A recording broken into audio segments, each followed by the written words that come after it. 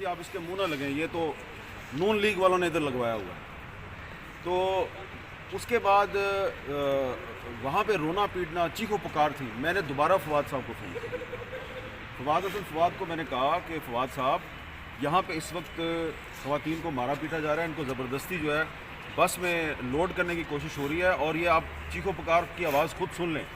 تو وہی وہ جو اشفاق بڑائچ ہے وہ شاید میری بات سن رہا تھا، اس نے دوبارہ مجھے دھکا دے دیا۔ تو پھر میں نے وہ فون، میری کال جو ہے وہ ڈسرپٹ ہو گئی۔ اس کے بعد پھر وہاں پہ جو صورتحال تھی کہ ایسا لگ رہا تھا کہ شاید یہ اللیگل امیگرینٹس ہیں، یہ کوئی غیر ملکی تارکین وطن ہے، یا یہ افغان مہاجرین ہیں، اور یہ بغیر ویزے کے پاکستان آ گئے ہیں، اور بلوچستان جو ہے وہ کوئی دوسرا ملک ہے، تو وہ ان کو زبردستی کہہ رہے ہیں کہ ہم تمہیں بلوچستان چھوڑ کے آئیں گے۔ تو یہ جو اشفاق بڑائچ تھا، اس کو میں نے کہا کہ تمہیں پتہ ہے تم کیا کر رہے ہو؟ تو اس نے کہا ہاں اسی انہوں نے بلوچستان بھیج دیا۔ تو مجھے ایسا لگ رہا تھا کہ یہ اسلام آباد پولیس جو ہے وہ بلوچستان کو پاکستان کا حصہ نہیں سمجھتی۔ تو یہ ساری باتیں جو کورٹ کو بھی بتائی ہیں،